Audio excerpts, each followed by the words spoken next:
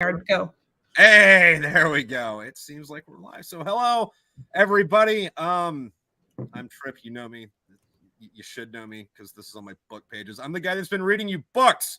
And this is my friend Hollis Jo McCollum. She is also a author. She's a fantasy author. I read her first book, To Save a World, which I would recommend. She had a couple more recently, though, that I haven't gotten around to yet because I've been shit for reading this year. But she also voices GySgt Chanceworth in my book, Smokepit Fairytales. So that's why we're here tonight. It's for you guys content. So now we get to do the thing where we pretend like we haven't been talking for half an hour. Yeah, hello. Yes. This is the first we've spoken today. How are you? I'm very well. How are you? Fine. So one of the things that I did want to talk about though, with the voice acting and stuff was like, you're a sweet, fun person, and the character you played is just a giant bitch. Yeah. And it's like, there's a fun juxtaposition in here if you like know what's going on, you know? It is. I actually was hoping like, well, and you know, when I emailed you, I was like, yeah, I want the bitch. Can you, I'd do that one. And I thought it was Chanceworth, of course, but I wasn't 100% because it has been a couple of years since I read your books, right. But, and I haven't finished the series yet. Like you, I'll get around to it. I've been very bad about reading myself. But yeah, I love playing the bitchy characters because I'm nice in person. Yeah. I'm cool, but I'm also, you know, I like playing D&D and I like playing different personalities and frankly, I'm not a bitch in real life, so sometimes it's fun to be one. Yeah, I need to role play this because I don't get to do it in real life. Yeah, I need to. I mean, I could be, but people don't want to work with me if I'm a bitch in real life. So funny how that works. Yeah. Speaking of that, though, I have been playing a friggin' my buddy got me into Dungeons and Dragons. Like I'm on my first campaign still. Yay! But because, you know, I don't know how to play the game, he's like, all right, I'm just going to set everything up for you. So here you go. You are a dwarf warlock, and you got transported here from your world. And we've been going what I think is called murder goblining. Oh, yes. Mm-hmm. Yeah. So we keep just getting ambushed by dudes in the woods, and my dungeon master is getting really tired of me just screaming, Charlie's fucking everywhere. Well, you know, I think that it's and that's part of the fun is like you can just yell and scream and you can come up with weird shit. Like one of my friends has a paladin, you know, which paladins, if people don't know, they're good knights, you know, like knights like armor and shit. And they are really powerful, but they tend to be like over noble and like this is right and that is wrong and I don't do wrong things and blah blah blah. But the best part is really, you know, he's a man of few words and he's really overpowered, but he's an idiot who cannot read. Okay. So, and we didn't actually figure it out until like in like a month or two into the campaign that he couldn't read, that Ragnar, character's name was Ragnar, couldn't even fucking read. And we were just like, one of our characters, because all our other characters could read in several other languages. And there was a point where Ragnar had to go off on himself on his own. And there was a sign that had valuable information on it. And, you know, my brother, who was the DM, was like, so what is it, you know, so you want to look, this sign says this. And true to his character, my friend was like, Ragnar ignores and walks inside. And he's like, whoa, are you sure? And he's like, Ragnar cares not for word. And then he just went in and he got ambushed, thankfully survived. But it was like, and we were like, what the fuck? Why didn't you read? And he's like, Ragnar can't read. He doesn't do words. Having you notice I never read fucking anything. And we were like, you kind of screwed yourself, but it was all right. He couldn't read, accidentally walked into like a viper pit, and it was fine. It was fine. It'd be like that sometimes. Yeah, and then like all of us in the game are all new. It's all our first time, so we've been just torturing the fucking dragon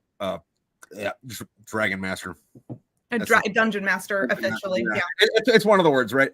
But it's like, all right, so what are you guys gonna do today? You got this letter, you talk to this vampire guy, you're supposed to go get this stone. Oh, we're gonna go to the beach.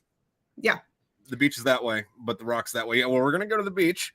Mm-hmm. We want to go put some shit over there. And if anything ambushes us, bad things are gonna happen. So we get ambushed, and after we kill everybody, like we have an orgy. because we wanted to go to the beach, and if we can't go to the beach, we're gonna fuck. That is what you do. That is, I mean, that's how we play D&D, and that's just it. And that's, I mean, and then you get wildly drunk. And I know that one of my brothers, I mean, and again, we've been playing D&D since like middle school. We're total dorks, but we're cool dorks. Like, I think my brother's like king of the nerds because he's like 6'2", personal trainer, 2nd degree black belt in Shaolin Kung Fu, fucking huge, impressive guy. And he is such a huge nerd, but whenever he walks into the nerd store, the other nerds are like, oh my God, because he's so knowledgeable about all that shit. Like all of it. So. Well, no, it was funny though, because like, you know, when, you know, I was growing up, we were growing up because we were talking about that about the same-ish age, but like, you know, nerds were like kind of like the dweebs. Mm-hmm. And then like nowadays it's like, no, the fucking football dude and the weightlifter guy fucking will tell you absolutely fucking everything about why Batman or Spider-Man would not do that. Right. Because now it's okay. And we all know that the jocks secretly liked the comic books anyway. Yeah. But now it's cool. I don't know. At least now it's out in the open, whatever. I just got back from Dragon Con last weekend. So how was that? It was fun. I've had some health issues, so I need to be taking it easy because, well, and you know, I think I've mentioned to you before that like I am like a medical anomaly that my doctors have published studies on. It's super fucking fun. But yeah, I had some shit. It is one way to get your name in a book. Yeah, I am. Well, my name is, I am like Patient E or something, but yeah, it's good. But yeah, I had some shit flare up, so but I made some marketing materials. I went there with my friend Alara Dunn, who is also, she just published July 25th, her first book. It's a YA fantasy, which is really cool. And yeah, and so we went and we just like hung out. And then my best friend and I went and basically wandered around, made idiots of ourselves, high-fived a bunch of cosplayers, and dressed up like our characters. And she dressed up, we were Yoselin and Ethne on Sunday, my best friend and I. Oh, I think it's on one of the pictures. Yeah. So that was fun. So I took it easy this year. I took it very, very easy. Yeah. I had my horns. I love it. I have so many devil horns in my cosplay closet. I need to use more of them.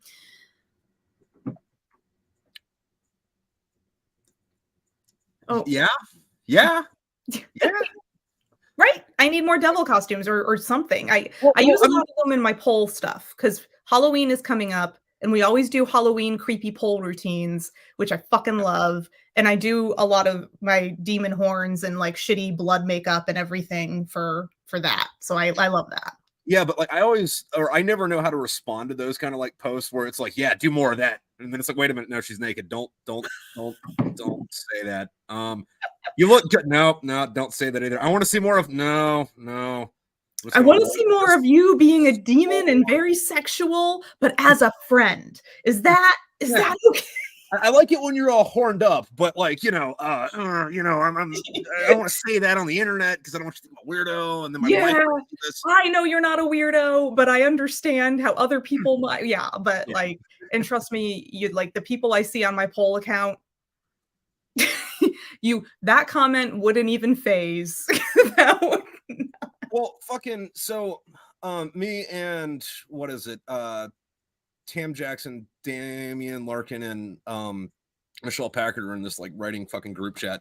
Mm-hmm. And Michelle was sending us these fucking screenshots of the Indian dudes fucking hitting on her. Hey baby, blah blah blah, whatever. And it kind of became a running joke where like sometimes like late at night we'll just text her that, but like not the pictures, like type it out. Hi, you marry me? You like, yeah. You're so beautiful woman. Mm-hmm. Yeah, I've been getting those, and I love it because as a woman in her 40s to have some 18-year-old Indian kid like, like you so pretty, you want boyfriend, you want husband. I'm like, me've had two, has had on second.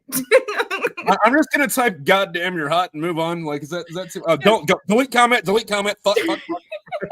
Well, a lot of them are looking for green cards, which is why. But they see you're an American woman who might be single because I'm married, I'm happy about it, but I don't post. My husband's a very private person, number one, but number two, like my author account isn't about him; it's about my books. So yeah. They don't see pictures. I'm married to my wife on Facebook. Yeah. No, I it's think we're like, friends. yeah. I think we're friends on Facebook. I don't know. I'm never on Facebook, so I honestly couldn't tell you who I'm friends with on there anymore or not. Yeah. Probably. I'm sure I followed you back in the early days, back when I still checked Facebook, which I don't. I've missed many invitations to birthday parties and baby showers, I'm sure. Yeah. No, like most of my Facebook page or the one for the books is just like the auto push from fucking Instagram, which this is being broadcast to that Facebook right now. So hi guys, there's a reason I haven't been being responsive. Because I don't check fucking Facebook. If anyone follows me too, same reason. I do not check Facebook. I have a life. I have a life. We all have lives, but like I only have space in my head for like one social media, and that is Instagram, and I'm done. Mm. Maybe YouTube. Okay, Instagram, YouTube. Does YouTube count as a social media though? Hmm? Does YouTube count as a social media? Officially, yes. Okay. Yeah, officially. That is what I have learned in the working force is that it does, but Okay. I just honestly, I just put whatever reels I make, I just post them. But basically, everything is pretty much the same. The only thing that's different about my YouTube channel is my podcast is on there. And Yeah, that's and that one's a little bit different because that's a direct engagement with the camera. Hello, blah blah blah blah blah blah. yeah. Blah. If you watch the video, because there's like video and the live stream and the just the graphic of my podcast that you can listen to if you don't want to look at me. Is Spotify a social media too, or is that a broadcasting platform? I want to say broadcasting platform. I'd have to look that one up. Yeah. I'd say broadcasting would be my guess. And I'll upload the audio to this to Spotify later. So if you're listening to this on Spotify later, that's what's up. Speaking of Spotify, you've been killing it on Spotify lately, yeah. Yeah, and those bastards cut out all my they completely fucking like delete. They don't delete the episodes. Like the ones that are like more the chapters that are more raunchy. They're just like, all right, so this is gonna be up, but you can't look for it. And if you go to the actual Spotify app and look on your thing, it's not there. It's got 0 views. So don't be making the sex noises. Uploaded. I'm like, I've listened to raunchy books on here before, man. I've seen the pod. Like, how many followers do I need before I can post that? Yeah, seriously. Like, honestly, I wonder about. I mean, and yeah, it's like your brand of raunchy is a little different, but honestly, what is so different between some of the shit that goes on in historical romance novels and the shit that you write? It's not any more vulgar or well, maybe vulgar, but like it's not any more graphic. They're equally graphic, if not honestly, the romance novels are more graphic in a lot. I think mine might be more graphic. If the acts themselves aren't, the presentation is. Well, the vomit certainly didn't help. Yeah. Well, I mean, the thing is though, is like I got a strong stomach, but I do not like vomit because I have to throw up a lot. Like because the characters didn't either. Yeah, well, nobody liked it. No, but I didn't read that fully. I kind of skimmed that one a little bit. I must admit, I was like, I don't want to read that. Well, yeah, no, but what I was going to say though is like most audiobooks are this person reading this in this voice for the entire duration of the book, and then if you get a what is considered good audiobook, I will do this character with this voice and this character with this voice. But I got different voice actors, so like the the graphic scenes, like close your eyes and it's like, oh hey, I'm watching a movie, which I gotta say, God bless Diane Spencer for that, because I sent her the script and I was like, I'm never gonna hear from this woman again. And they say, oh, here it is. I'm like, oh shit. She's amazing. And you know what? That's kind of on brand for her. If you listen to her stand up, she gets fucking raunchy, and that's one of the reasons I love her. And I have followed her for years. She's been a favorite comedian of mine, I think, since 2016 or something. I've been watching her for a while. Oh yeah, no, I absolutely love her. She is my favorite comedian. But it was also like, now I have to edit this shit. I don't want to feel dirty about it. Oh, and I have to do the guy part. Oh, this is my wife's in there. Oh, god damn it. Honey, look away. Can you run errands like now? How does now sound to go to the store? Do you want to do that? Did you want to go meet your friends for a while? I just please leave for both our sakes. Yeah, just no, but I found her 15-ish Yeah, yeah, I think I found her in 2016. I just found her because I love stand-up, Yeah, and so I was just, like, looking for a new stand-up comedian to yeah. listen to, and she popped up, and I was like, "Cool," and then I Better. was hooked. I, like, looked at all her specials and everything. I was, like, into it. Yeah, that one she did in that comedy basement in Los Angeles where she's talking about the Saw movies and they weren't Vienna sausage. Yeah, yeah, the sausage. It's Like, like, "I oh, really must chew this my." is gross. Subscribe. Well, and I was so like, she did beautifully in that special, but I was actually upset with the audience's reaction because the American, like, her British audiences are great, but the American audience was like a little clutching the pearls. I was like, dude, like, Well, I mean, good for her on that. But also, I got a couple other buddies that are comedians. Like the guy that plays a Claire, is a stand-up comedian around here. Well, not oh, around here. He nice. moved to Cincinnati recently, but he'll send me shit all the time. And I'll be like, yeah, this is cool, but your audience sucks. And no, the audience was kicking ass. I'm like, you Really? sure? And he's like, yeah, the microphone just didn't pick it up. I'm like, this makes a lot more fucking videos make me a lot happier, you know? That makes me happier if the microphone is because and actually I'm one of those people, I'm not a loud laugher. Yeah. Now that you say that, I'm enjoying myself and smiling, I'm laughing, but I'm not like, "Wah!" Like I feel like I'm holding in a sneeze and it really fucking hurts. Yeah, yeah. Because I don't wanna interrupt the show at the same time. Yeah. Yeah, I don't want to be rude to my donkey leg. Yeah, you don't wanna be that That person who's that just, that was the fucking worst. The opposite side of that, where there's one guy. "Oh my god." Yeah, well, we all know at least one of those people in real life. Yeah. Okay, so that's not me at comedy shows, but like at movie theaters, I talk a lot. Like I talk so much that the black people tell me to shut up. Like, My husband would ask you to leave. He would be like, "Can you get out of the theater? I cannot with this." no, because I'm funny about it. So like he might be thinking it, and then person's gonna do something stupid, and then I'm gonna say something quippy, and he'd be like, "Ah, okay, that was good." Yeah, actually, well, and see, for me, when somebody's talking in the movie, they better be fucking clever. Because if they're not, then I am upset if you're ruining it, but if you're enhancing the film, then maybe I'm not so mad, you Well, the way I know? look at it is everyone behind me is watching an episode of Mystery Science Theater 3000. And for the kids at home, that's the one where they would go watch a movie and you just see their silhouettes in the front and they'd make snarky comments. Like I think it was Oh, Swamp Thing they Mikhail. were watching, and the monster shows up and goes, "Holy shit, it's Ted Nugent!" Man, I loved that show when I was that was a great 90s, like, Joel McHale was, I know they had some other guys on there too, but Joel was the one that I remember the most. Yeah, That and was one of his early shows. then they brought it back with Patton Oswald, but I didn't ever see that one because that was after I stopped having cable, and you know. Yeah, Patton Oswalt was, one of the bad guys that was sending the cheesy movies. Ah, okay. I saw, like, a couple episodes of it, and it was good, but it just wasn't, it can't ever be recreated. No, It was what it was. I mean, I think that's a problem with a lot of legacy franchises where it's like, all right, we're gonna make this for the people that like this in the 80s and 90s. It's like, yeah, but we're 40 now, and I just want to watch that original thing again. Yeah. Yeah, Not this I'm good. I really just want the stuff that I know I loved in the same vein. like make some new action figures. I'll go buy those. Yeah. I don't need to see the movie, but and then I think the other problem that adds into that is that they also try to either also make it for the new generation who doesn't get it because they weren't alive, so they couldn't care about it fucking however far long ago. Mhm.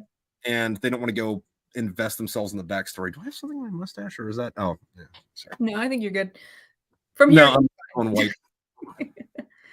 yeah, yeah, the lighting gets a little wonky, but no, I agree with you, and honestly, the whole, like, generational gap with humor too. I have noticed, and I'm sure you have too, that, like, Gen Z or Zennials or whatever they're called they don't find, like, sarcastic humor funny. They don't find, like bashing each other funny, and I'm like, that is what we fucking lived on Yeah. in the 80s and 90s. Are you kidding me? That is what we lived on. That was it. Sarcasm is a love language, and you need to get into it. But they don't even think it, they don't understand why it's hilarious. And I'm like, And, you know, I think that swings in and out though of is the zeitgeist the right term for that? Maybe. Um, Let's yeah, I say think that's we're writers. Yes. yes, I'm using this word correctly. I think that'll swing in and out of the zeitgeist because like right now also like dick and fart jokes like aren't funny, but it's like, dude, if you go back and read, I don't know, any Greek or Latin play, they're all gay sex jokes. And if you go read fucking most Roman plays, they're all like, oh, hey, I banged this hooker. Look at this guy's giant or small wiener jokes. And if you read Shakespeare, oh, it's all sex jokes. It's all sex jokes. Yeah. It's every single thing, no matter if it's a serious play or not. And then if you get like one of the books where it's like, okay, this play is this long, but the rest of this is explaining it. It's like, okay, this word is a triple entendre because her vagina is the size of the ocean, his penis is the size of a thimble. The king's name translates to dick butt in ancient fucking Gaelic. You know, so it's like this is 16 jokes right here, and they're all sex jokes. Yep. And they're all funny. Yeah. Every single one of them. Even if I have to read it at the sidebar, it's like, oh, yeah. And even if I'm like, personally, I don't really like poop jokes, just because they're just gross. But like, sex jokes are hilarious. Yeah. Poop jokes, I understand the humor. I do get it. But I don't laugh at them. I'm just like, it doesn't hit me like that. Maybe I need to be more into toilet humor, but I'm not. But I understand it. I get the appeal. I do. My husband loves poop jokes. I think it's situational though. So like one of the things that I did in my fourth book, and for those of you listening at home, this book's been out for a while. If you're waiting for the audiobook, sorry. But anyway, they're on a spaceship, and a dude's got there's this bug going around where everyone's got, you know, explosive diarrhea and violent vomiting, and it's mostly under control, but then they hit something and the gravity goes out. Oh shit. Yeah. Oh yeah. It's just a chapter of that. Biohazard. Just a biohazard chapter, essentially. Yeah. And I don't even, and like I think that I did the thing where what I try to do in my books is, depending on how you look at it, it's either hilarious or horrifying, and it all depends on how you read it. Yeah. Well, and everybody, okay, stop me if I've told you this real life biohazard diarrhea story before. And so I used to work, when I was in college, I worked retail at Kohl's department store. And there was a situation where we had to shut down the entire department store because there was a trail of liquid shit man, from the children's department all the way around the walkways to the restrooms, which were in the back of the store, and into one of the stalls. Unfortunately, what happened was there was an older lady who clearly had an issue, a very unexpected digestive issue. Yeah. And she just started shitting when she was looking for some stuff for her grandkids. And it was like coming out her pant leg because she had pants on. And then she just started hustling to the bathroom, which was all the way in the back of the store. So she had to like go around a couple departments and leaving a little diarrhea trail, like really bad liquid diarrhea trail into the bathroom, into one of the stalls. And because of the biohazard, we just had to shut the entire store down in the middle of the day. And we don't know what happened to this woman, by the way. She was like... So she ninja'd out afterwards. She fucking... Well, and here's the thing, like, we all felt bad for her as the employees. So, like, we actually went to one of the clearance racks and got some pants with elastic waist that we got a couple different sizes that looked like they would fit her. And the manager went into the bathroom and just said, she was in the stall, and they said, you know, ma'am, you know, don't worry about anything. We want you to know, like, we have a plastic bag here for your dirty pants and underwear. And on the countertop here are a pair of clean pants for you. Please, they're yours to keep. They're for free. Just go ahead and take them, and you can put your other ones in this bag. And, you know, we don't have to worry about anything. and like no problem, no worries. And if you would like us to let you out the back of the store, we'll be happy to do that too. I'll be waiting outside. She was waiting outside the bathroom. The manager went and waited outside of the door. She wasn't going to wait in there and embarrass her. Yeah. And she never fucking saw this lady leave. There was no exit. We don't know, but she went back in and checked, and the lady was just gone. Was there a window, or was this the phantom pooper? It was just phantom. She just ghosted in the truest sense, like dissipated. Her embarrassment caused her to evaporate. And just, and Kohl's has security cameras everywhere. We don't know what happened to this woman. It's like the unexplained files. I don't know. But yeah, we had to shut down the whole store. And it wasn't like terrible, but it was in December. Mm-hmm. So it was like a really crowded, it was shopping season. So it was really crowded. Well, before Amazon was around, but this was the early 2000s. So everybody was still shopping outside. Sorry. Well, that like Amazon was like a bookstore at the time, right? Because they didn't really start selling other shit until what, 2010s? Well, no, Kohl's sold just clothes, like we had the men's, the women's, the kids, the shoes, and then we had housewares in the back. It's like kind of like a TJ Maxx. No. I meant Amazon wasn't. Amazon. They were selling other things in the early 2000s, but they had just started. Sorry, I missed that part. Yeah, but when they first started, they were just books, because I remember they would like in the 90s commercials measure the Taj Mahal and be like, nope, still not big enough to hold all the books that Amazon sells. Back to the old commercials. Yeah. We've come full circle. Congratulations to us. I had something similar happen like that kind of sort of once, and it freaked everybody the fuck out because I was at work. This is back when I was in the Marines. We're at the fucking shop and this old dude comes in, and we're like, first we're kind of like, how this guy get on base, but whatever. And this guy's like, oh, hey, this used to be my old barracks. Do you mind if I, go whatever? Because our buildings were old barracks. They turned into, like offices or, fucking whatever. And me and my corporal fucking, take this guy in the back. So yes, use my rack. This is where my rack was before, I went to Korea. We're like, cool. So what are you doing here, man? And the dude fucking evaporated. And we're like, let's not tell anybody about that. Nope. Didn't exist. Yeah. I mean, like, you didn't like, just poof out of the air, but it was like, you look over here and it's like, where the fuck did he go? It's like a Mandela effect. Yeah.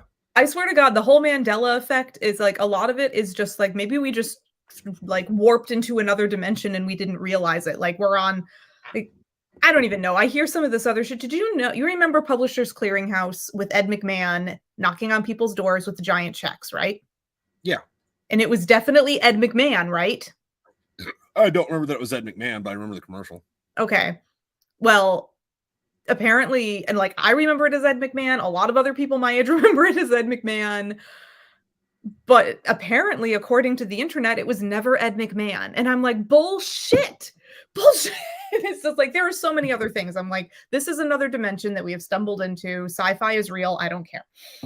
Well, I mean, I think a lot of that, though, is just kind of like misremembering, because like the other big one is the Shazam movie with Sinbad, where he's a genie. It's like, no, it was Kazam and it was Shaq, but the rest of that's the same. There were two movies. There was a Sinbad genie movie, and then there was the Shaq movie. There were I only remember one of them. I remember both of them. They both existed, I believe. Yeah. Because I liked Sinbad. Sinbad was one of the first comedians that I, well, of course he was really popular in the 90s, but he's one of the first comedians that I started paying attention to as a kid. Well, he also did like kid movies and stuff. So, I mean, yeah. I mean, and even if they weren't kid movies, they were like, it was the 90s that, like, I don't know. When I was 10, my favorite movie was fucking Terminator 2. I don't think I should have been watching that. Or a kid nowadays would not be watching Terminator 2 at 10 years old. Oh, fuck no. With the training wheels. No. I look at some of the shit that I watch and I fucking loved and I still love. And I'm like, oh shit, I watched that when I was 4. Yeah. I guess I turned out all right. perhaps desensitized to a degree, but oh fucking well, I made it through. I don't Like, know. I loved Conan the Barbarian when I was a kid. I did was too. I watched watching it when I was Conan. 4. I read Sonia. Do you remember? Okay, and this is very, very random, but the animated, and it's an animated film, but it's a very serious and actually rather gory film, Watership Down. I remember it vaguely, but I do know what you're talking about. Okay. The first 5 minutes, and it's a, for those of you who don't know, Watership Down was like a political allegory, but told with rabbits and everything. But it's actually quite, violent, and there's a lot of like war and things like that that happen. But it was really good. I loved it, and the first 5 minutes are like an animation of this like cool tribal animation of how rabbits came to be, and like the animals fucking killing each other and like cartoon blood spurting everywhere. And that's the first 5 minutes of the film. And then it goes into like Happy Bunnies with Meadows, and then the like construction machines are coming in and destroying the rabbit homes, and they're like getting crushed to death under wheels. And Got it. yeah, and then they had to go find it, and they're getting caught on barbed wire fences and drowning in rivers and like all this shit. And I'm like, there's some good parts too, some happy parts too, but like, and they run into evil bunny society that's like evil dictator that is awful, a lot of it. And I'm like, that I watched that when I was 4 years old, and I would not stop watching it. I fucking loved that movie. And my parents were like, we can't take it away from her now because damage is done.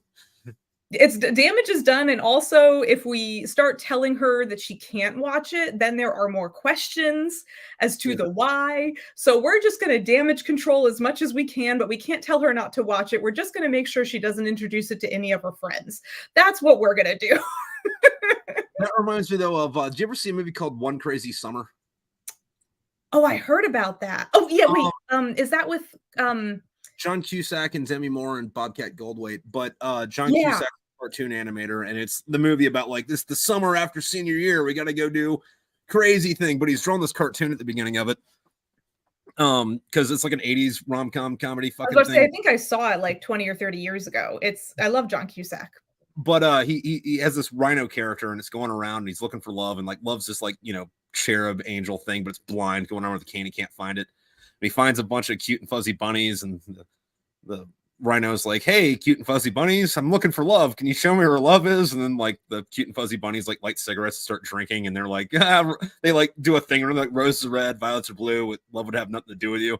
So like the rhino starts crying for a minute before he puts down his suitcase, and then pulls out an Israeli submachine gun and just starts fucking like swacking all the bunnies. And then like then it comes into John Cusack and realizes, like, he's like ripping up the paper, like, okay, yeah, no, nobody's gonna buy that. Yeah, see, that's what we were conditioned for. It's a very, very different mentality now. But at the same time, I feel like we're better socialized. I don't know. I watch some of these teenagers who can't even fucking go ask somebody for napkins at a restaurant, and I'm like, bro, you're just asking for napkins. Yeah, but they actually have social anxiety about speaking to a human in real life, and I'm like, seriously, dude, just like, we need some napkins. Yeah. And you're the child here. You have to do the chore. Like when we were kids, we were the errand runners. Now you get to go get that shit. Bye. Yeah. What if I want someone else to do it? Grow up and have kids. God damn it. I don't want to do that. Yeah. No, I still get my own napkins, but I'm happy to get my own napkins. But when I'm with my friends, I do ask their children to go do shit. I'm like, go refill that for me, please. Thank you. Yeah. Yes, you're young and able. I know I'm a dancer, but my knees are shit. I don't care. I gotta save it. It'd be like that. Like you hit a certain age, and then like your knees are like, oh God. And then your back's like, I'm gonna compensate for it by doing this. And your back's like, oh God, it's not supposed to do this. And your shoulders are like, wait a minute. Dude, I can make up for this somehow, right? I'm pretty sure that's what's fucking happening to me with my conditions, because I was under really good control for like a while. For years, I was like, everything was chill. I was like, cool, I'm on the right combo of supplements. I was off prescription meds. I was really thrilled. And Yeah, and then I honestly, I think it's just age. Like, Yeah. I think age, because like, my doctor was even looking me in the face, and she was like, "Yeah, you do everything right." She looked at me straight in the face, she was like, "You do everything right. You eat right, you exercise all the time, you do all these things, you do all the right things.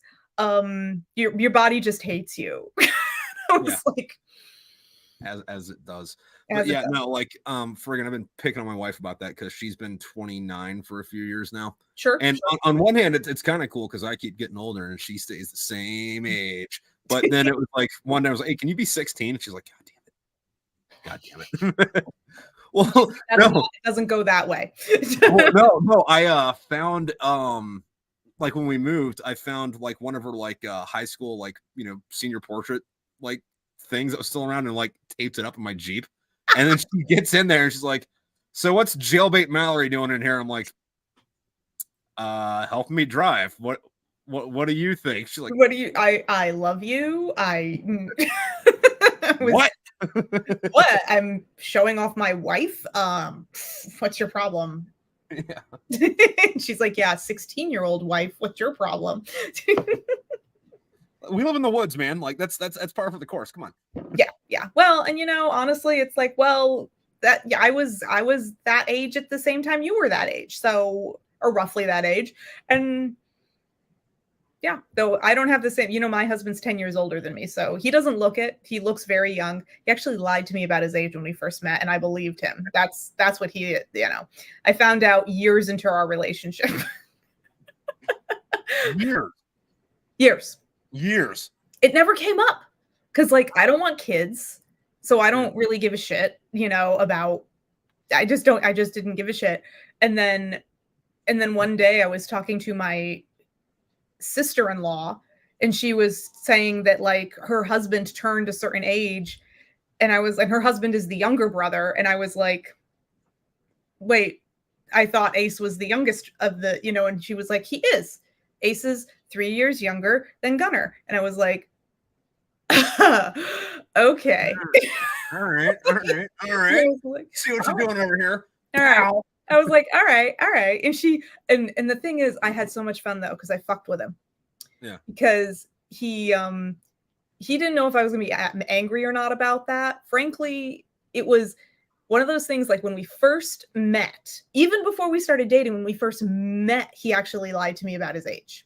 Yeah. And he did it because he actually thought I was much younger than I am, which huge compliment. Yay. Thank you, me. But like, he thought I was like 10 or 15 years younger than I actually am. So he lied about how old he was. Back in perspective, and you're like, wait a minute. You thought Yeah. I was 14? Now he thought I was like Got the questions for you, pal. Yeah, he thought I was like 25 when we met, and I was not. I was in my 30s. I was, and he was in his early 40s when we met. But yeah, I found it. But I fucked because I knew my sister-in-law would tell her husband, and he would immediately tell Gunner. Yeah. And so I was like, oh, I'm gonna nurse this, and I just watched him walk on eggshells for days.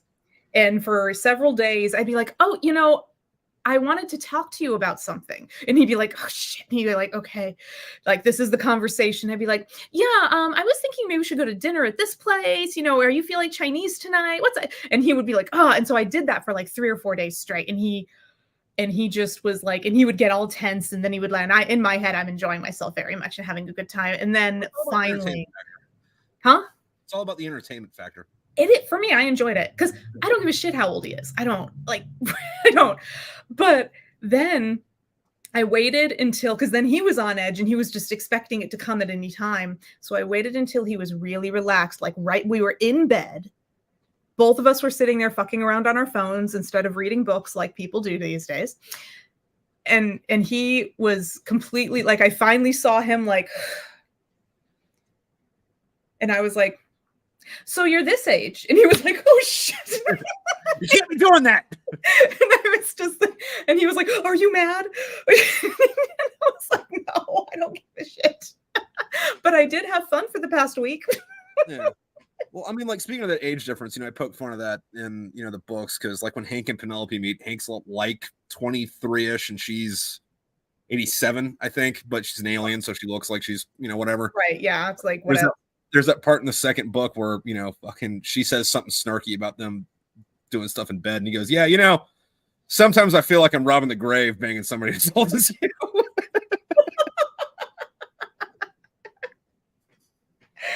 Well, that's yeah. Actually, in the Queen Witch, Jeeve, from the first book, he actually finds love, but it's with a half elf, and so she's like a couple hundred years younger than him. Also, for context, people, the Queen Witch is the second book in her Rashawn series. I don't remember that on the live or not. We were talking about before the show. Yes, we did. Yeah. We did. No, you mentioned it on the live. You did. I did. Okay. I don't know. Maybe you did. Well, yeah. I write a fantasy series called the Rashawn series because I don't remember either. And actually, here we got. This is the first one. And then the Queen Witch is the second one, and I'm talking about the Queen Witch.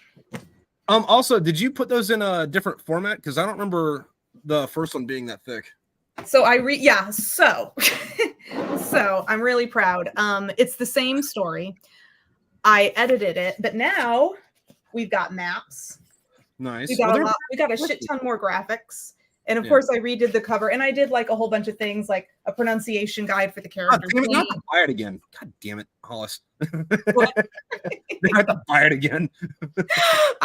It is cooler. It is this version is like much prettier. And now like the Queen Witch is this way too, but like all the chapters have a graphic and a title. Okay.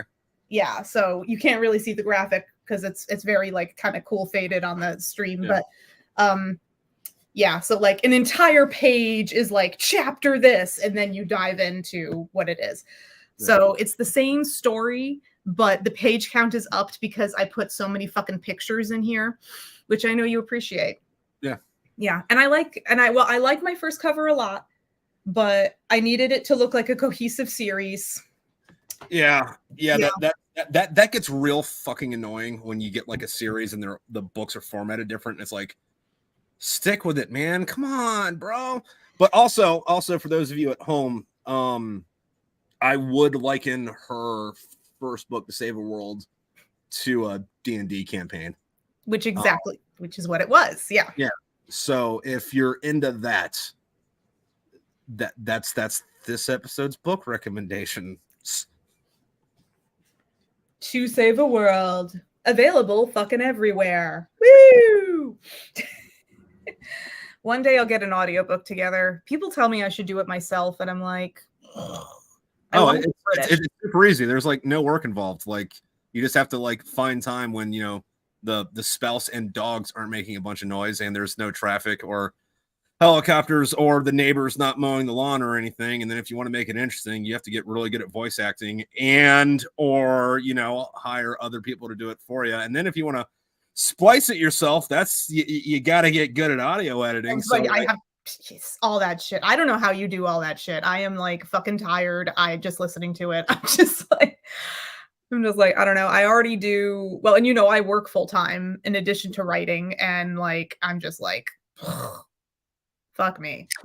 I mean, it was a good experience. And I'm gonna start doing it again here soon. I've got about half the voice work in for the second book, and you're doing a voice. Yes, I am. I am. I need to. I had a little sinus infection, so I was like, I'm not gonna record while I'm doing like it's gonna sound like shit. I'm not doing that. So it's clearing up now. Yeah. So I will record. Actually, maybe this Sunday.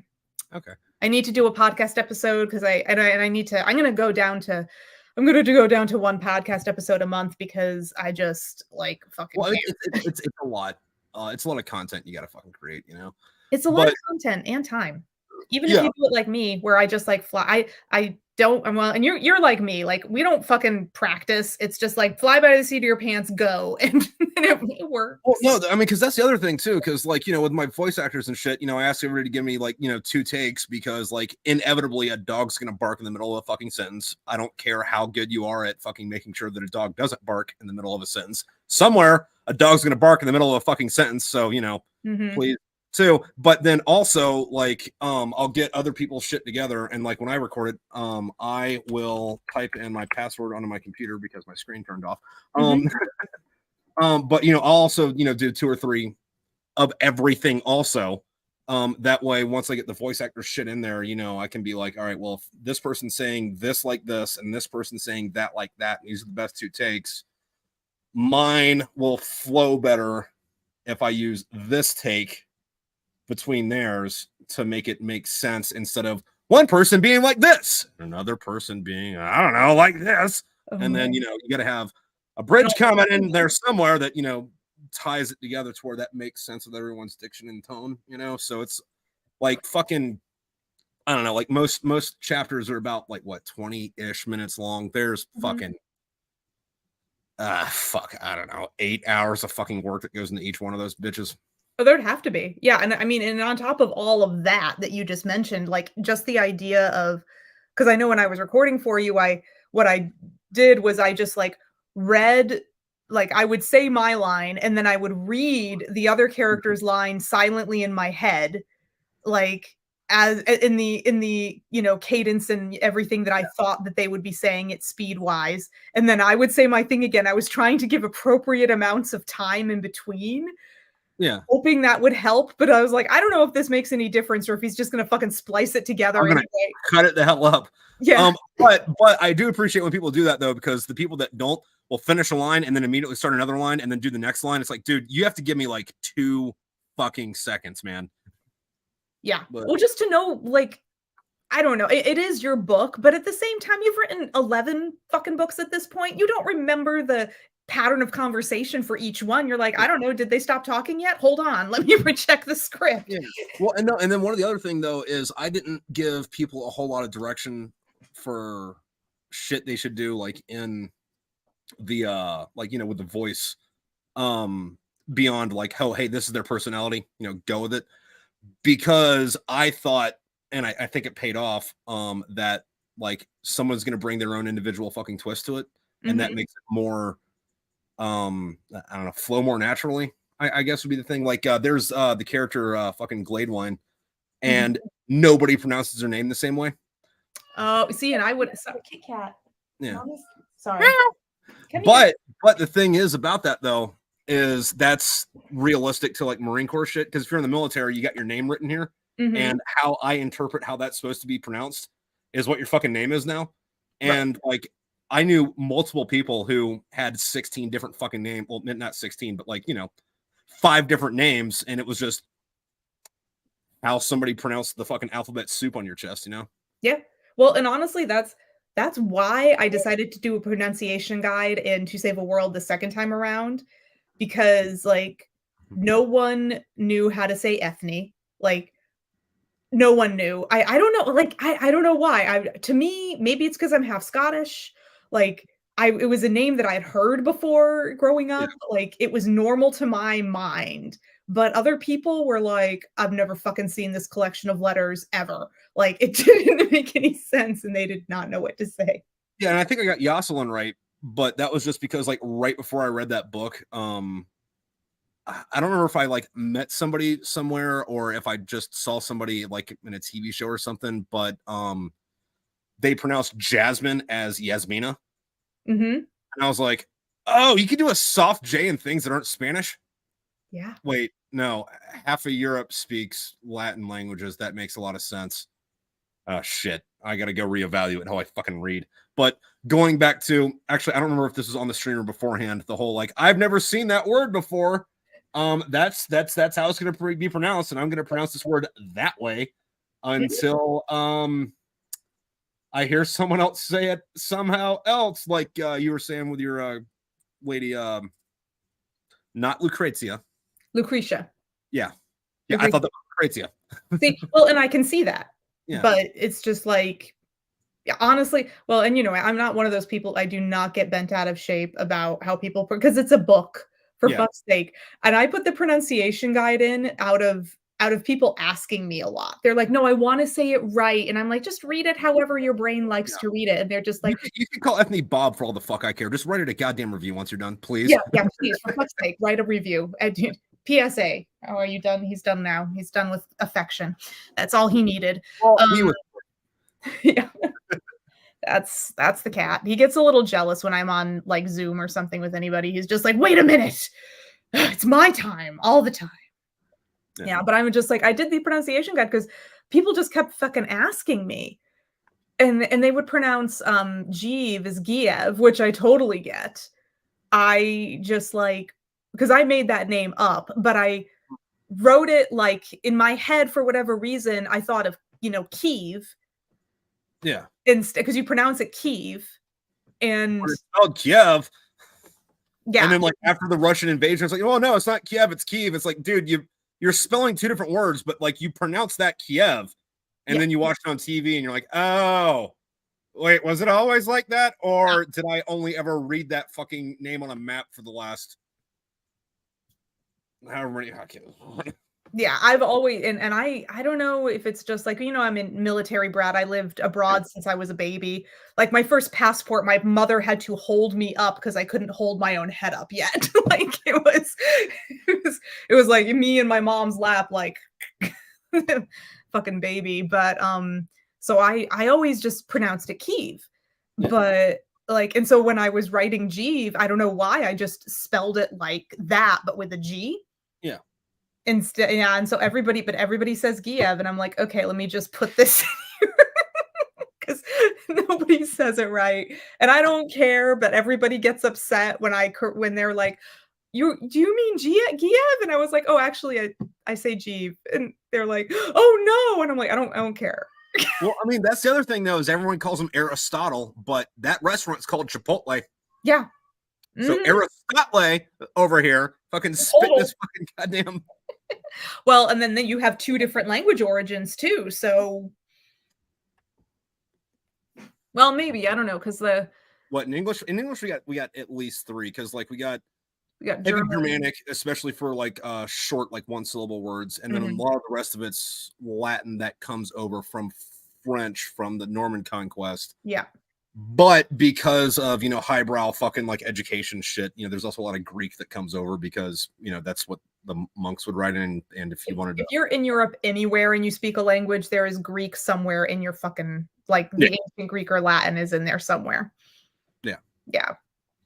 Yeah, that's just how it is. But and English is a fucked up language. That's something that a lot of native speakers don't realize is like I taught English. It's been many years, but I'm actually a TEFL certified instructor internationally.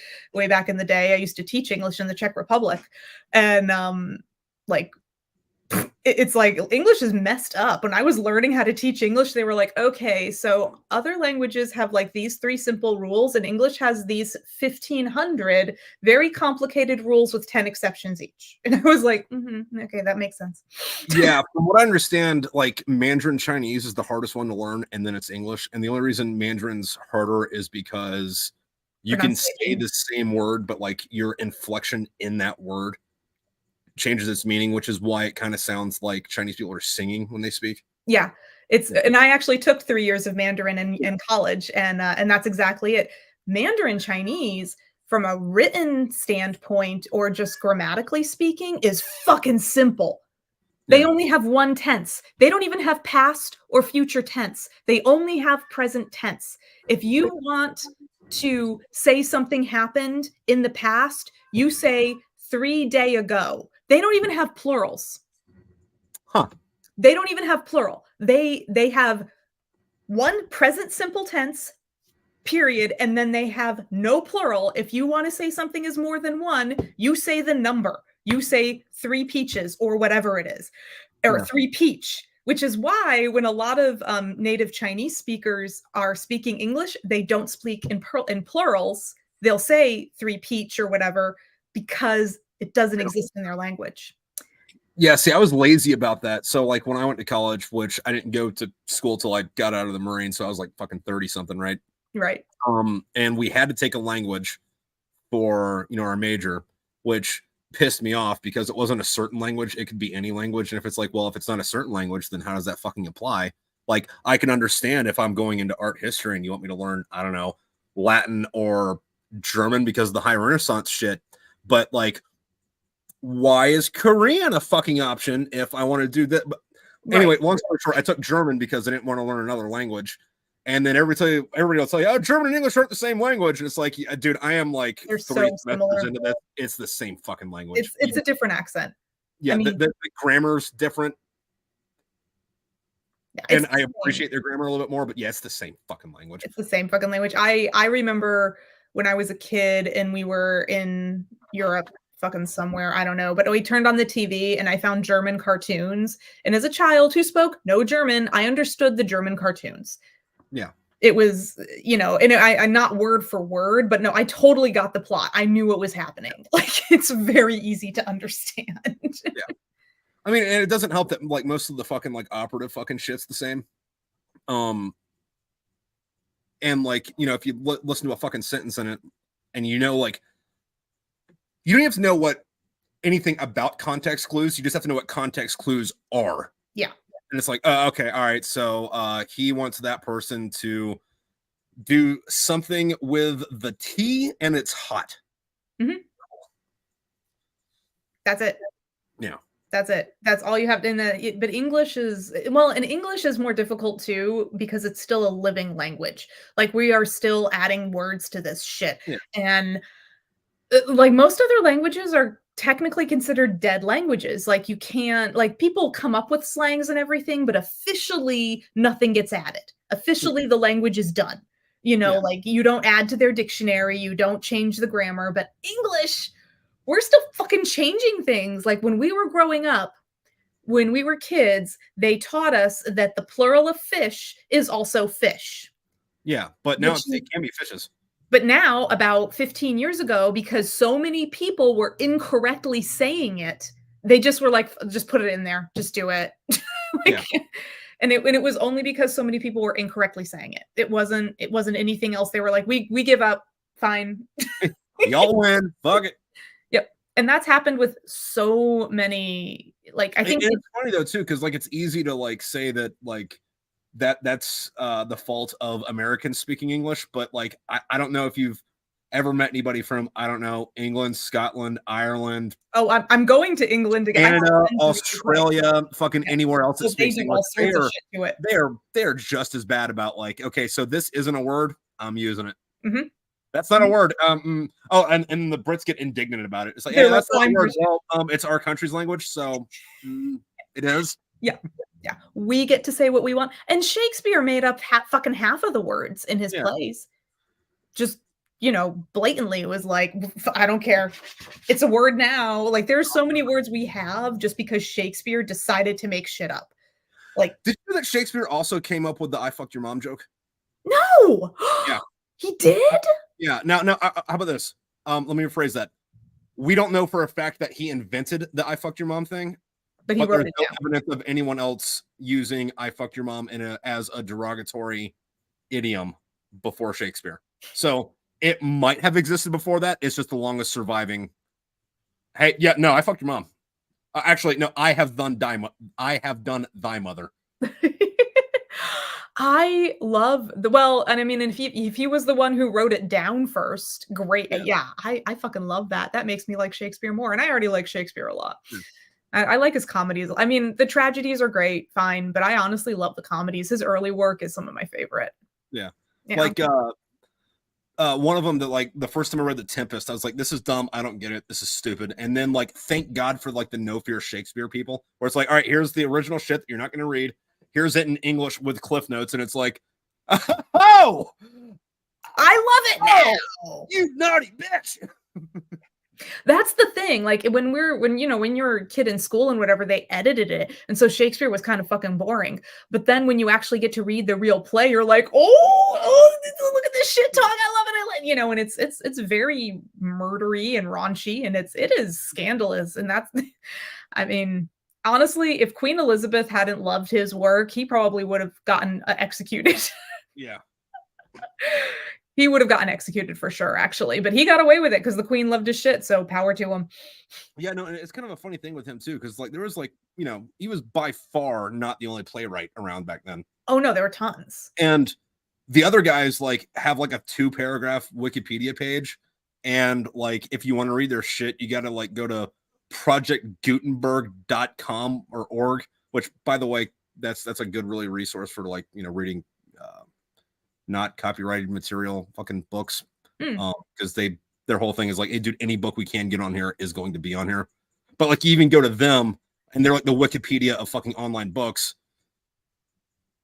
And these other playwrights are like, all right, so here's it in fucking Middle English. Have fun, kid. Mm-hmm. Yeah. Yeah. I remember oh shit, what is it? The Canterbury Tales. That's what I'm thinking. Geoffrey Chanceworth. The other Chance, the cool Chanceworth. No. Or Chance. Oh God, I've got this wrong. I'm saying her. Chaucer. Thank you. Oh my God. Chaucer. I am shamed from like my history. I swear I have a history degree. My specialization is in ancient cultures, whatever. Well, it's all right. Mine's in art, so like it counts for dick. But if you read the like Chaucer, the Old English, oh, I remember I was in a rare book room, which is, you know, heaven in a lot of ways. And they had a 1500s copy. I forget exactly what year, but it was from the 1500s, Canterbury Tales. And I had the white gloves on and I was allowed to look through, and I was reading it, and it wasn't that I couldn't read it. Like I could read the handwriting, but I was like, shit, I thought I was good at this language. You know what's funny about like that part of Middle English though is like, if you read it in your head, it's all fucked up and you don't know what it is. But if you pronounce it, it makes sense. Like, you know, hey, what are you eating for breakfast? AGGES. Agus? Eggs? He's eating eggs? And it's like, I mean, you kind of have to say it like you're, you know, backwater redneck, which, by the way, due to the vowel shift, people in Shakespeare's time spoke like the stereotypical fucking West Virginians back then. So take that, England. But yeah, so, you know, in a few hundred years, maybe the people, because I live here in Georgia, and so maybe the people down here are going to sound all British and fancy, and who knows what the Brits will sound like then. Well, yeah, no, it'd be interesting to see what America sounds like in the different regions in, say, you know, 1,000 years, because, like, you know, originally they think that, you know, all European and Asian and Middle Eastern languages, you know, came from like what Indo-European or whatever. Yeah, Indo-Germanic or European or something. Yeah, and then like evolved, you know, out of that. And it's like, okay, so at some point English, Latin, Swedish, and Korean were the same base language, and then just, you know, took forever to sprawl out. So it's like, I want to talk to somebody in Miami, someone in Alaska, and somebody in Ottawa. And you know what? Throw New Orleans in there. See if they just like, they just went back to French. Okay. All right. Yeah. And it's all, well, and I don't know, pronunciations are really cool and it's different, and language is fun. I'm not necessarily good at it, but I do enjoy it. I feel the same way about language as I do about science. I'm not necessarily good at it, but shit, I love to learn it. Like, you tell me the things and I'll learn as much as I'll listen. But I am not good at discovering the things. So I mean, I don't know. I used to speak more languages. I am so fucking out of practice. I don't know. I need to go back to Italy and refresh myself. Well, and honestly, it's just, you know, you go out, you live. I don't know. I need to go. One of my best friends is she's a 76-year-old Sicilian woman with bright purple hair. I fucking love her. Her name is Tina. I have coffee with her every Saturday. Where are you from again? Well, so I'm a Navy brat. That your parents get coffee? My parents are both born and raised in Connecticut. Oh, okay. So we got the New England twang a little bit. And my mother's 100% Italian, and she is like first generation Italian in this country. So it's like we got the super accent. And it comes out in me every once in a while, because even though I bounced around all my life, like, you know, I was raised by New England parents. Yeah. But it's just, I forget where I was going with that. Tina. Yeah. She is awesome. And she is fluent in like 5 languages, right? She of course is fluent in English. She's lived here. They immigrated here when she was 13 years old. to Brooklyn, New York. Her father was a legit baker, like with the brick ovens. So she speaks Italian, English, and that weird bullshit they speak in Brooklyn, and like fluently in between the three. Yeah, well, and Sicilian, which a lot of people don't realize is not Italian. No, Sicilian is similar, but it's not the same thing. And so she's, of course, is fluent in her native language of Sicilian. She's fluent in Italian. She's fluent in Spanish. She's, of course, fluent in English. And I think she speaks Dutch. She speaks one other thing.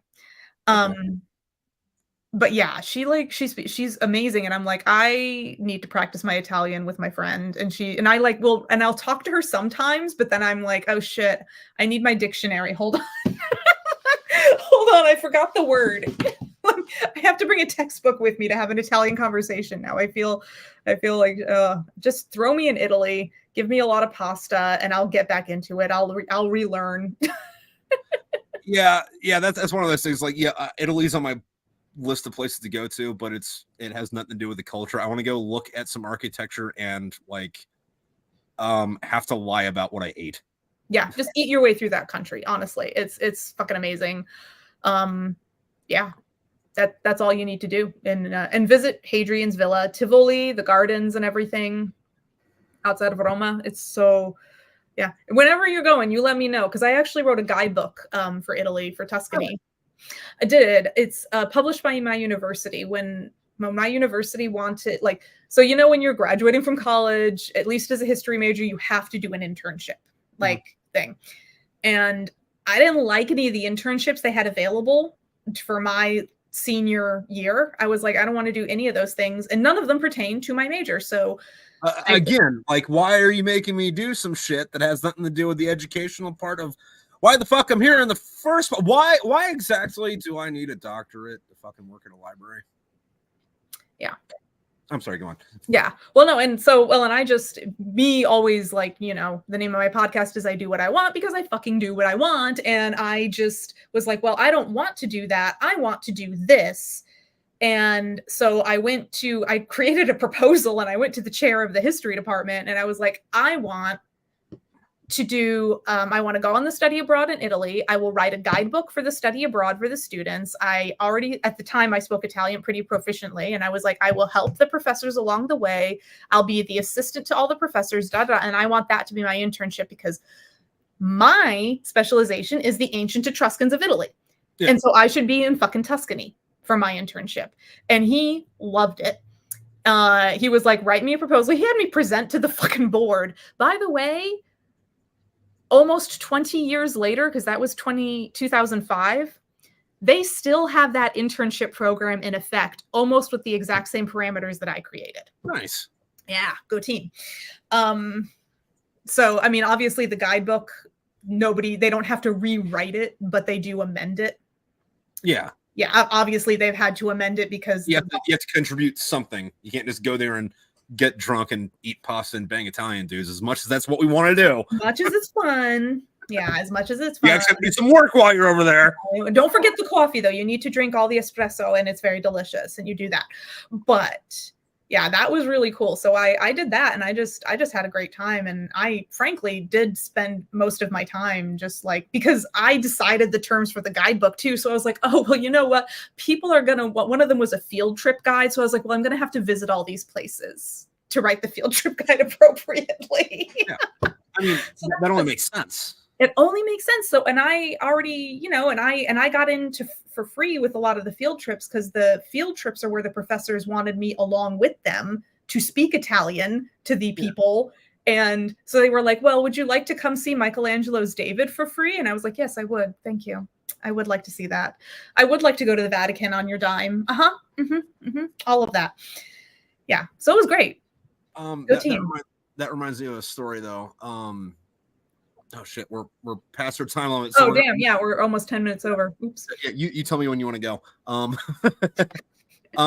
But going back to, or speaking of Italians, and going back to the whole like old language where you have to like say it out loud to understand what it says, was like ancient Latin.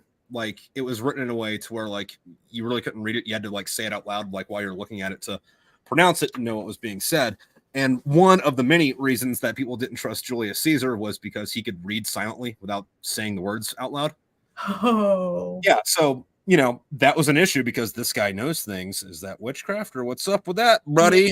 But he's sitting in Senate one day, and one of his political enemies is up, you know, on the stage, you know, ranting and raving, doing the whatever. I think it was Cato. I might be wrong about Cato was definitely a rival. Yeah, and yeah.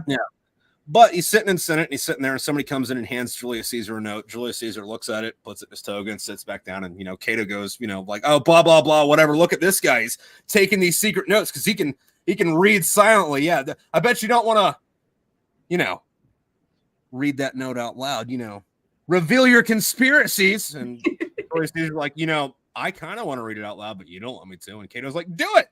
So Cato gets up and reads this passionate love letter from Cato's sister about how he needs to come over and fucking like just disgustingly split her in half. And then once he's done, he's like, you got anything else you want me to read? And Cato's like, sit the fuck down. God damn it. Nope, I don't. Yeah. See, and that's one of the other things I loved about ancient Roman politics is that murder, totally legal. If you wanted to take out your opponent just by like publicly fucking murdering them, that was a legitimate way to take out your political opponent during election times. Yeah, well, one of my favorites was the proscriptions, which was where you made it illegal to try people on the proscriptions list. I'm sorry, if someone's on the proscriptions list, if someone else kills them, it's illegal to charge that person for murder. Yes. Yeah. So it's like, all right, so it's just kind of like illegal for these guys to be around right now. Have fun, kids. Yeah. Yeah. It was, a lot of people don't realize how violent, like, I mean, everybody knows the Romans were violent, let's be honest, and actually ignited about, because it's historical fantasy, but it's basically the Roman invasion of Britain in 43 AD. Yeah. And then, like, if you read about ancient Roman stuff, like in the, the detail of it, instead of just, you know, these guys did this, that, or whatever, it's like, okay, so this makes Game of Thrones look like Barney the fucking dinosaur. Yeah, absolutely. Yeah, they don't even fucking know. I'm just like, have you seen these dudes? Like, they were like locusts, man. They just win. No, and then my favorite was this guy named, depending on where you're from, it's either Sulla or Sulla. And, you know, he kind of like ended their first like big civil war. But he's one of the generals. And like back in the day, you couldn't have the army in Rome. And what he did was he marched the army into the Rome. And then he stopped Senate from existing. Yeah. Over the course of a couple hours. If you catch my drift, censors. And then like after he was like supreme dictator for like a week, he's like, all right, I'm gonna go to the mountains and get drunk and hunt for the rest of my life. Might get a skin disease, I don't know. And then like historians hate him because like, so you forcefully took over Rome and all you did was kill Senate and then fuck off. Like, you could have done so much, man. It's like, I just wanted to hunt and drink, and Senate was getting in the way of me hunting and drinking. This is extremely simplified for those of you at home. But but honestly, a lot of it, the motives were very base in most cases. They were just like, I just want this thing. All of you shut up now. I'm going to hobo murder you, and it will be over. And then like he fucking killed Senate, and then he put all their families on the proscriptions list. So it's like, hey, if you want to take their house, it's illegal for the authorities, which fuck, I should probably set that up before I leave. It will be illegal for the cops to arrest you for that after I make new cops, because there aren't cops either. Damn, I killed a lot of people. Hey, you guys, you're all senators now. Don't fuck up, or I'll be back. All right. Hey, me and my army, we're going to fucking whatever's in North Italy. Yeah, going to the Alps. It was purge time in Rome. That's exactly what it was, to put a modern spin on it. It was purge time in Rome. You had a finite amount of time, and do whatever you wanted. Enjoy. Yeah, it's good times. Though, also, getting back to sex jokes real quick, the split in half reminded me of a 1920s slang for that act. You know what they used to call it? What's up? Beard splitting. Are we talking about a beard or a beard? Beard. Oh, okay. All right. Yeah. The 1920 slang for going and doing that was beard splitting, which you reminded me when you used that particular paraphrasing, and I was like, oh yeah. I'm going to Boston. I'm gonna eat me some bearded clam. Going beard splitting tonight. I'm just like, oh, what does that mean? Oh. Okay. No, It's yeah. like, Back, it's like back to that's school. really weird. Oh my god, this is so dirty. I know I did that Tuesday. Okay, never mind. Back in the day, man. Back in the day. Yeah. Yeah. I mean, there's like so many fucking euphemisms for that. And then like the more creative you get with it, the more people you piss off. Like the two ones that come to mind immediately that like bother people are if you say that you eat pussy like cervical cancer, people get mad about that. It's awful. And then the other one is like, I'm sure you've ran into somebody like this before where it's some dude that like thinks he's like too good to like, go down on a chick. Right. And you're like, wait, so you don't like eating pussy? No. Do you want dick instead? What are you, gay? And they're like, yeah, they get all very offended, and it's like, dude, you you're the one that said you didn't like pussy, dude. Fuck. I don't know. Like, yeah, it's like, if you want to be like that, it's cool, man. I'm not dogging you. Just apparently you like dick, man. Fuck. Well, my answer used to be, well, you must not like getting your dick sucked. Sorry. Yeah. Equal opportunity over here. Because I'm not doing it if you're not. No, that reminded me to wrap this back down to the fucking beginning of the fucking conversation. So the way I met my wife, right? I had one of my junior Marines get killed in Afghanistan. It was like at the end of the deployment, so we could go home for the fucking funeral because most of the time you don't get to do that, right? Right. So go to the funeral, and the dude's mom gets mad at us because we had the audacity to get a hotel instead of just assume that we could crash at her place. And we're like, all right, we didn't think that was going to be a thing, but sure, we'll just stay at your house. And oh, you guys are that kind of Catholic. Listen, I've been in the Marine Corps for a few years. I'm not used to drinking like this. Mm-hmm. And if you know anybody in the military, it's a lot. Anyway, fucking, I get blackout drunk. I'm at a wake. Fuck. Well, that's very Catholic. As a Catholic military brat, yeah, that's super Catholic. Yeah. I get blackout drunk at a wake. And I come to, and I'm on the back of somebody else's car making out with some chick, and then like that's when I come back into reality. I'm like, oh fuck, hold on. Who are you? You want to go get Denny's tomorrow? Okay, I'll see you then.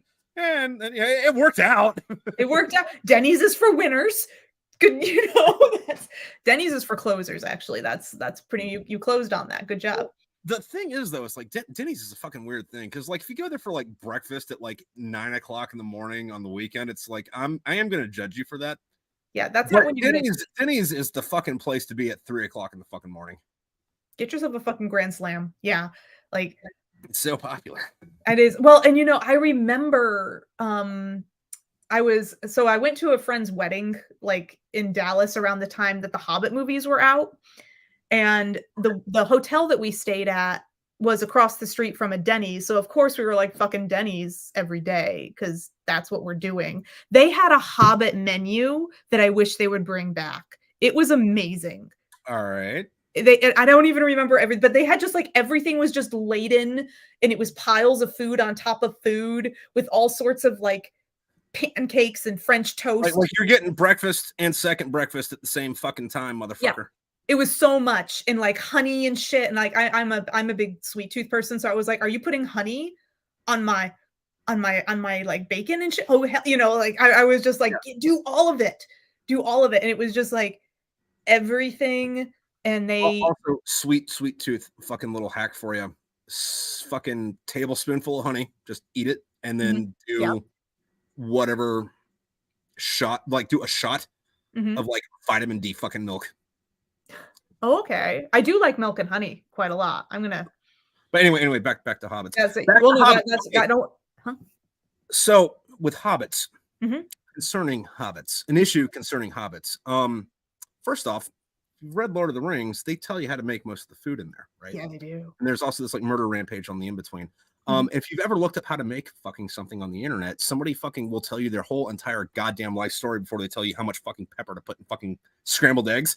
So J.R.R. Tolkien was just a modern recipe fucking guy. Yeah, he was like fucking Bobby Flay, but an author with fantasy. Way before his time. Way before his time. Yeah. Oh god, he was way before his time in a lot of ways. But yeah, I need to make shit again because I actually made some of those Lord of the Rings recipes years ago. And it's like the 20th anniversary of the films that came out. Those came out like 2 years ago. Yeah, I'm sorry. You're right. Absolutely. Apologies. It's 2009 right now, right? We are still so young. So very young. Isn't that weird though? Like, because back when you were a kid, you're like fucking 20 years ago. That was like World War II, right? And now you're like, yeah, 20 years ago was. I was an adult. Tuesday. Mm-hmm. I was an adult. Yeah. It's a little tough to swallow. Yeah, actually, at Dragon Con this year, Sean Astin, Elijah Wood were both there, and Andy Serkis. Really? Yeah, they were all there. I had it. Okay, so I actually got to meet Sean Astin a few years ago, and I got a picture with him. Super nice guy, like amazing. Everything they say about him is true. He's a wonderful human. Elijah Wood, I've never actually gotten to meet because, of course, the crowd around him was fucking huge. Yeah. But I did get to see him, and I was like, oh, because he was probably one of my first celebrity crushes because he's about my age. And like we were the same. So I saw a little boy that was like the same as me on the movie, and I like had a crush on him, and I just like my mother had to be like, you cannot see The Good Son. You remember that movie? Like she was like, you are too young to see The Good Son. No, I know that Elijah Wood is in it, but you need to calm yourself down. No. There was a lot of shit that I wanted to see that he was in, and Mom was like, why does this child actor keep making scary films? But yeah. But I saw him in person, and he looks exactly like Elijah Wood, but it was cool. Yeah, no, that is weird though, thinking back on it though, like what movies you're allowed to watch and not, and the reasons why. Mm-hmm. And we had this conversation on live, so we don't need to do it again. We don't need to do it again. But basically, in my case, a lot of the time it was my parents were not paying not that they weren't paying attention, but like Watership Down happened because my dad saw cartoon bunnies and he was like, must be cool, go for it. Yeah. And then the other shit happened. Did you ever see a movie called Wizards? Oh my God. I think I did. That sounds super familiar. So there's these two warring factions in this like big Dungeons and Dragons type fantasy world. It was Ralph Bakshi. It was the same guy that did the old Hobbit movie. Yes. Yeah. And the goblins and demons kept coming up, and oh my God, they couldn't win. So what they did, because like every time they had a victory, they fell apart. So like the evil wizard like found this old library of like old Nazi propaganda, and then like kind of turned the orcs into the Third Reich or the Fourth Reich or whatever. Oh my God. The good fairy, I'm sorry, the good wizard was friends with the fairy, and they went to go destroy the evil wizard, which was his brother. And they go and they do their thing, and the good guys kind of come out on top. But then at the end of it, it stops with the good guy wizard and the bad guy wizard, who are brothers, and they're shooting fireballs and shit at each other. And then the good guy wizard, who's down on his back and about to lose, is like, well, you know what? There's one thing that our mother, who was like the queen witch, taught me that she'd not tell you. And he's like, and what's that? And he pulls out a fucking gun and shoots him. Oh my God. I do remember that now that you're refreshing my memory. And I'm like, I need to go watch this movie again because it has been longer than I care to mention numerically. Yeah. That was good. Yeah. There's some. Oh, in Legend. Like. Oh, where it's Zelda, but Tom Cruise is Link. Yeah. Tom Cruise is Link. And it's like Tim Curry is the devil, which is fantastic. And I realized, like, okay, you remember the part where he's approaching the like evil castle and he's going through the swamp and he runs into the troll lady? Yeah.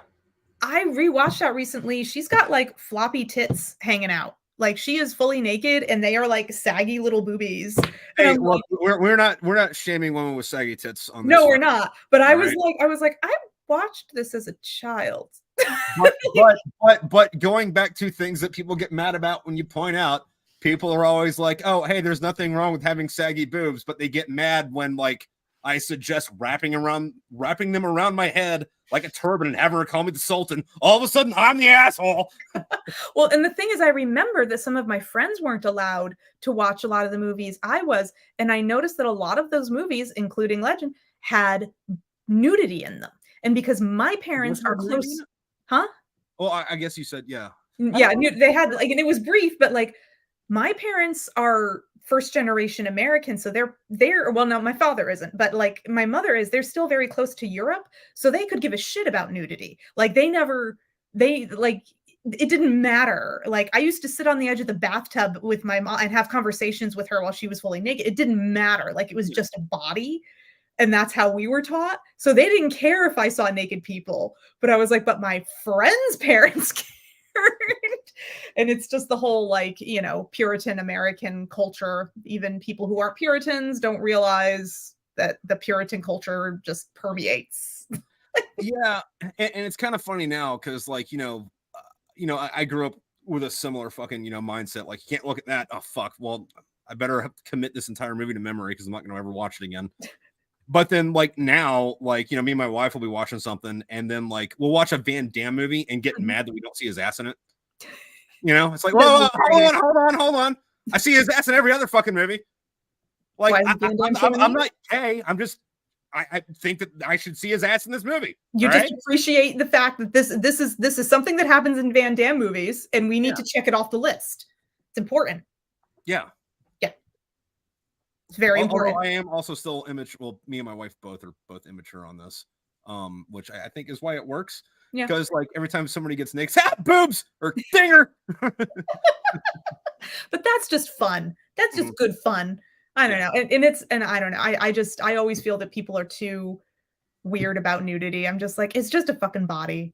Like, that's it. Well, is it that heathen witchcraft? Yeah, it's heathen witchcraft. Well, like, and as a pole dancer, like I know about a lot of polers, I know strippers, and I know a lot of burlesque dancers, and I'm like, it's just a fucking body. And most of burlesque, for people who haven't seen it, is hilarious. It's women in full-on like comical lobster costumes going out to the B-52's Rock Lobster and stripping to it, and it's fucking awesome. Yeah, Rock Lobster. I've seen that routine. It was amazing. I loved it. And they like stripped down to little red pasty tassels and things but they started in a cartoonishly large lobster costume. And it's like, it's not about the new, I don't know. It's a whole different mindset. Yeah, no, what I will say shattered some dreams when I found out that the stripper pole isn't fixed. I was like, oh, you bastards, you've lied to me. Isn't fixed? What do you mean? Like it spins, like you can spin it. Oh, not all. Yeah, I can spin. I actually don't do spin because I get really bad vertigo. I have an inner ear thing, so I will vomit. But you can do what we call either static or spin. But most people do spin because of velocity of movement, it's easier to do acrobatic moves because you already have the pole helping you stay up. Yeah, doing your momentum and all that. Yeah. Well, that and whatever the pole version of rug burn is. I don't know. Yeah, pole burn or whatever. Yeah, well, and honestly, like, because there are like, I have a chrome. Well, I've got my chrome pole behind me. This is the pole studio /office /writing room /cosplay creation room. But I'm totally not going to comment. Yeah, do more pole stuff. Take it off. I mean, like, hey, but I have a chrome, but they can be made out of brass, which is actually more abrasive. That they're both sticky and slippery, but like chrome is smoother, and brass you can actually get a metal burn from. So I hear what you're saying, but my brain went somewhere else. Well, get ready for this. I'm gonna go stalk the fuck out of that page now, and all I'm gonna comment is show more feet, baby. Yeah, do it. And well, and let me just put one more little thing in your brain. There are also poles that are coated with latex. That doesn't sound like it would be easy to work with, but you have to wear pants. You have to, so you because you could rip your skin off with those. But if you're doing a lot of aerial work, especially if you're learning how to do aerial moves and you don't know how to, and you're not good at like sticking on the pole, like if your armpit isn't strong enough yet to hold up your entire body weight on a chrome pole, then you when you have a latex pole, it's a lot easier to stay up. So it's a good practice thing. So this is making me think, going back to like ancient civilizations and shit. So like Spartan women were described as being the most beautiful women in Greece, mostly because they were allowed to exercise. So they didn't like sit around and kind of get like pudgy and like, turn like white because they stayed inside all day. They were outside getting their tan on, fucking doing push-ups and shit. So if I were to go to an ancient Greek strip club, like it'd be great because I'd be the only dude there. Yeah. Suck at Sparta and be all the chicks would be hot. Well, and also interesting fact, the Etruscans, actually the ancient Etruscans, as you know, who actually built fucking Rome and gave the Romans, who were a bunch of sheep herders before the Etruscans told them how to do shit, a lot of things. They actually created the first gymnasiums, and women worked out with the men. Yeah. Because Etruscan women were just equal. They didn't have the different, like, women, like certain roles would happen, but like gender equality was actually the norm in that ancient civilizations, which is one of the reasons the Romans and a lot of the Athenian Greeks hated them. And there were issues. It had nothing to do with the military occupation of their country. No. Well, the Etruscans did some shit too, but I don't like to talk about that. They were like indigenous bunnies. Like fucking. So I got a so like on my dad's side of the family, my grandma had 3 sons. One of them's married to a Japanese chick. The other one's married to my dad's married to a German chick, and my uncle's married to somebody he went to high school with. And it's like, okay, listen, I love that aunt so much, but if he could have just married an Italian chick, I could have had a fucking axis of fucking family members. Could have. Damn it! Could have had the axis. But that made me think of, like, I don't want to talk about that. Going back to the Germans on that side, it's like, hey, so what were you guys doing back in? We were all on vacation. Okay. All right. Yep. On vacation. That's how that works. Yeah. But the Etruscan women were also considered to be gorgeous by other like Roman and Greek standards. They were like, oh, those ladies are super hot though. And it's like, really? Is it because they work out? Is it because they're allowed to? I'm sure it had nothing to do with the fact that, like, they're in Italy, so they probably know how to cook. I don't know. They're just a little bit of prejudice here, but like dark fucking hair and the fucking like bronze, I've been outside fucking skin, and listen, I know you work out, but like I can also tell you eat pasta, so that means you're hotter. Yeah. That had nothing to do with it. Yeah, no, nothing at all. No. Yeah. Well, to be fair though, the Greek women have that same, they got the beautiful bronze skin, dark hair, and not so much pasta, but they, a lot of falafel. yeah, but they also like they did the whole octopus thing there, and fucking octopus is fucking goddamn delicious. So. Oh, octopus is both the whole Mediterranean world, as far as I know, has some octopus dish of some kind. Excuse me. I love the argument where like, is hummus Greek or is it like Lebanese? How about you shut up and fucking give it to me? I don't give a fuck who made it. Hummus is fucking delicious.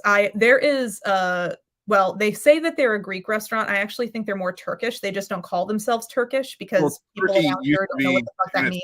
Which is just East Greece. Like, no, you lost the Trojan War. You're not Greek anymore. Shut up. Yeah, they have the best fucking hummus. They're so fun, and they will serve it. They serve you like the hummus, and you get it with this like perfectly yummy baked like flatbread, sesame flatbread, and a red pepper like chutney on the side with olive oil. Does it have that like little bit of film of olive oil on top? Yeah, a little film of olive oil with like the black cracked pepper and garlic and shit, and it's really fucking delicious. And you can just like have it all three, just like the bread with the hummus and it's so, I fucking love that restaurant. Now I need to go eat there. Yeah. No, and then going back to like, making people mad about how you describe stuff. Give me the shawarma. It's falafel. Just give that to me. Put it on the plate, man. Yeah. Give me the thing. The money. Yeah. I want to eat that food. Like there's a lot, like, I don't know. I love a diner with a lot of pictures because I'm just like that one, yeah. That one. I don't know which one it is here. Yeah. What does kind of fucking like tickle my brain housing group on the Italian and Greek food thing. I know it's different there, but like when it comes over here where you get it, it's like, okay, there's a lot more seafood in this diet. Yes. Where is that? Where is that on the fucking menu, bro? Because like Greece is a peninsula and a bunch of islands, and Italy's a fucking peninsula. You got ocean everywhere. Don't tell me you didn't have fucking goddamn fishermen. Oh no. Where's the fish? Yeah, well, real Italians, like I grew up like eating like a pescatarian, a lot. It's and of course, like we had meat and stuff too, but meat was not a staple in the diet. Yeah. So much because I was raised on a Mediterranean diet, and that's actually what I've gone back to, and I've suddenly become healthier again. Like that's part of wait. So you're eating healthier food and you become healthier. I know it's weird. That's I don't know about that. I know. It's weird that I feel better now. It's fucked up, tell you that. But yeah, so I just like but there's a ton of fish. There's always so much fucking fish. And it's like people don't even realize, like when I was in Greece because I went to Greece last year, my sister-in-law, and we had a lot of fun. But I got this fucking I don't even know what kind of sandwich to call it. It was like it was a gyro essentially, and but it had like fried fish, like fried falafel balls of just white fish in it. But it wasn't like the white, but it was like, it looked like falafel, but it wasn't. It was fried white fish. And I'm trying not to say fish balls because I know where your brain's going to go, but there, I've said it now. I'm not sure I'm not sure where fish balls are supposed to take me. I just thought you would take it to, sexual organs. Well, I mean, like, yeah, but like balls are one thing and fish is a poor hygiene fucking thing. They're not necessarily fucking related. That's true. That's true. Which I do love that joke. It's like, I was at a fish market. Hello, ladies. Like, did none of the ladies have soap? Because you know what prevents your fucking vagina smelling like a fucking rotten fish? Taking a shower. Yeah. But same thing with the balls. That's it. You just gotta clean it. Just clean everything. You're gonna smell great. I would like to introduce you to my friend. His name is Soap. It's hygiene, everyone. Enjoy. But no, it was so fucking delicious. And it had of course, like shredded cabbage and not cabbage. No, it was like shredded lettuce and peppers. And I don't know. It was so fucking good though. And it had the good tzatziki sauce. And I just I don't know. We went back to that restaurant like 3 times because we loved everything we ate there. And we were like, we have to go back here. It was in Athens. Like if I went to Athens, Greece again right now, I could fucking find that restaurant because it's embedded in my brain. I'm like, I'm going back to that place. Yeah. Yeah. But there's a lot of fish. Like people don't even but at most Italian restaurants, when people think of Italy, they think spaghetti and meatballs. So serve a lot of meat. Yeah, no, that was one of the things though that I was happy about when I went to Japan, because like all the stereotypes are right. It's like, all right, so what are we getting here? No salmon, no mahi. You're getting whale and shark. Yep. And whale shark if you go to the right place. It's like, wait, is there anything in here that's not on the endangered species list? Yeah. Have some pufferfish. Play a game. But then there's also conveyor belt sushi in Japan, which is fabulous and very fun. Even if you're not a big sushi fan, I still recommend going to one of those places just for the enjoyment of the atmosphere. The experience alone. Yeah. I mean, they've got shit on there that's not, they've got the little sides, and sometimes they have I was in a couple of them that would serve the red bean buns around afterward. Oh my God. I'm sorry if you heard that. My husband just sneezed upstairs. It sounded like a dog barking. Sorry. I don't know if you could hear that, but that was funny to me. It was something. Yeah, I wasn't ever big on Japanese sweets. Yeah, it was like, no, dude, I don't want my sweets to be, sweet. It's a very different kind. See, I like it, but it is a very different flavor. Yeah. But if it's sweet, I'm probably just gonna eat it. I like most. I get the differences in flavor, but if it's dessert, I'm here for it in most cases. Yeah, no, that's the difference between was it Black Forest cake and German chocolate cake? So German chocolate cake is called German chocolate cake because the guy that came up with its last name was German. Mm-hmm. It was Canadian, I think. So it has nothing to do with Germany. So it's coconuts, and it's like, who the fuck is putting coconut in a goddamn cake? But you go to Black Forest cake, and Black Forest, you think about the Black Forest, and you think of like witches and goblins and the darkness, and it's gummy bears and cuckoo clocks and this awesome cake that's just fucking chocolate and cherries. I fucking love, yeah, and it's usually dark chocolate, which I am a huge fan of, and it's with like just the right amount of cream and the cherry. Yeah, it's delicious. God, I need to bake now. I just need to go bake because, yeah, that's what's making, because I don't feel like spending money, which means I have to make it myself. Yeah, dude, no, and that's the fucking bitch of it, man. Because like, if you go somewhere and like get like, I don't know, chicken at a restaurant, that's $15. I bought 2 pounds of chicken thighs for fucking $3 a day. Yeah. I just made, like, I made an outstanding goddamn chili last week. It is gone now.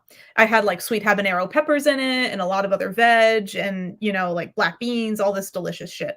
Yeah. And I was putting that, and I had queso fresco and all of that. I was putting that shit over mashed potatoes and all sorts of, honestly, my favorite meal of the week. And I homemade everything because I am that bitch. But like mashed potatoes from scratch, everything. And I don't do my mashed potatoes because my husband's lactose intolerant. I actually do them with garlic broth instead of milk. Okay. See, you said he was lactose intolerant, so I thought you were going to say some like vegan bullshit, but like this, I'm interested. Go on. Tell me about garlic broth. Tell me about this. And a little mayonnaise. Okay. And if you know, since he is lactose intolerant, like sometimes like he's okay with butter most of the time. I'll usually put a little bit of butter in there. But like it is so delicious and creamy. And it's garlic broth. So it's garlic mashed potatoes. And so I like steam the mashed potatoes in garlic broth. I don't boil them. I steam them in garlic broth when they're all chopped up. And then, you know, you just like throw the like a big spoonful of mayonnaise in there, salt, pepper. I throw like paprika because I love fucking paprika, and I put a little bit more garlic powder in there because that's important to me. And cracked black pepper is my favorite thing in the world. And then you just mash that shit together, and it's delicious and dairy free. works. But hey, on that, we're at an hour and fucking 40 minutes, so I am gonna end this. It is time. It is time to go. I apologize. No. We had a great time. Thank you, everyone, for listening, and go check out Hollis's books. And if you want to hear more of her voice, go check out my audiobooks. They're there. They're on both accounts. And we can find you where? On Instagram at Hollis Jo McCollum. And basically, if you just type in Hollis Jo McCollum as it's written on the screen there, you will find me. I have a website, hollisjomccollumauthor.com, and that is also my YouTube. Yes. Yeah. And my handle is always Hollis Jo McCollum. and there's a link in the description. Yes. So yes. Please. Thank you. All right, everybody, y'all have a good night. Bye.